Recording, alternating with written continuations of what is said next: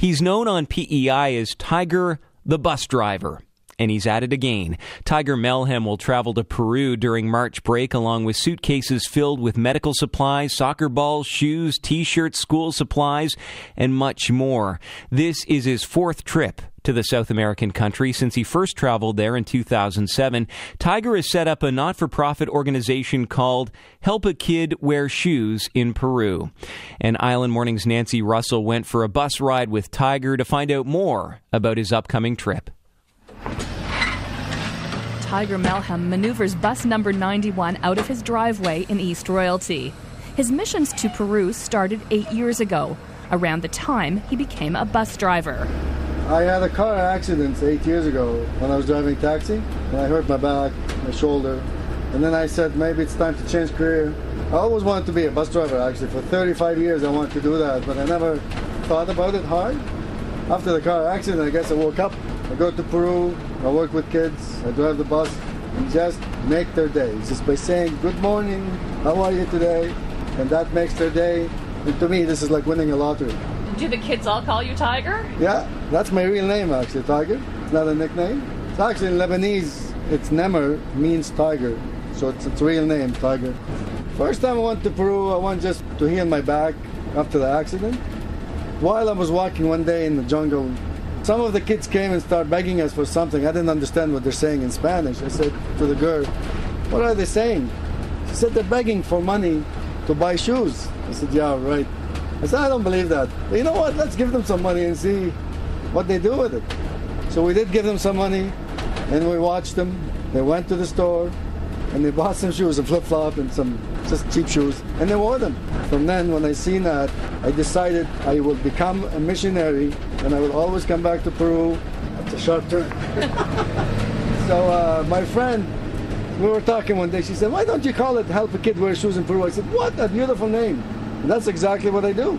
I do help a kid to wear shoes in Peru, but now it's becoming more and more into different things. Like now I have multivitamins for the kids, I have high fever pills for the kids, medical supplies, thermometer. When I was there this time, last year, 12 years old girl had a high fever, very high fever, and she passed away because they couldn't afford to take her to the doctor. They don't have money for medicine. Okay, 2 more. This is a video of Tiger Melhem handing out notebooks during his last visit to Peru. After months of fundraising and gathering donations, suitcases full of pencils, T-shirts, and shoes are gone in a few minutes. I get so focused and organized and grounded because to me it's work. It touched me deeply, but I still have to do it right. You have to spread it with everybody. And every time there's always somebody got nothing. You bring 5,000 pieces, there's 5,001 kid. There's that one that get nothing. So I always have something in my pocket, small pencil or a toothbrush or whatever, just and I pass it to them because I can't just, it does touch you. No matter how strong you are, it does touch you deeply, in your heart. Here they are, sharpening pencils, making mess in the jungle for the kids. On his last trip in June 2014, Tiger Melhem was joined by his 17-year-old daughter Chantel and her friend Taylor Perry. It was an emotional experience for the two teens. It was heartbreaking. I didn't really know it was going to be that bad, but when I saw little 4-year-olds and 6-year-olds with old clothes that was torn up, it really was the most sad part. What was it like, though, to hand out stuff to them? It made me feel good, but not as much as it did make me feel sad. They smiled and they were really happy, but it just made you feel bad because they were so grateful when you just give them a toothbrush or a little pair of shoes. It makes you feel like you could do more because it's such a little thing for us that, I want to give them more, but you can only give so many people because there's so many of them. You can only give each person so many things. At one point, Tiger and the teens met a village elder. Taylor Perry ended up giving the man his shirt. He grew up as a kid and never ever in his life got a brand new shirt. And that broke my daughter's heart. And the guy didn't even expect anything, but we asked him and immediately he was shocked. Just shaking, he was so happy. There was no other large shirts, so I was either going to give mine or I was going to watch him walk away with other people with holes in his shirt and be the only one without anything.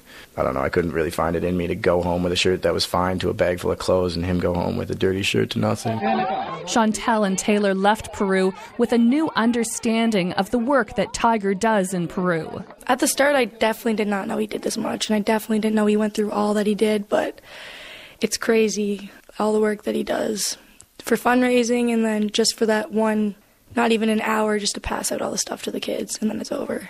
I think it's admirable. The fact that he's got a lot of support from the community really helps. Like, he's Tiger the bus driver, like a lot of people know him. You know, he's got a lot of community friends and community leaders that he knows that can help make donations and get a lot of stuff done, which makes it easier, but nonetheless, it's definitely a task in itself. So far, Tiger Melhem estimates he's helped about 5,000 kids and 500 adults over his 3 missions to Peru. This trip, he has about $15,000 worth of donations, and he's hoping to help another 2,000 to 3,000 youth.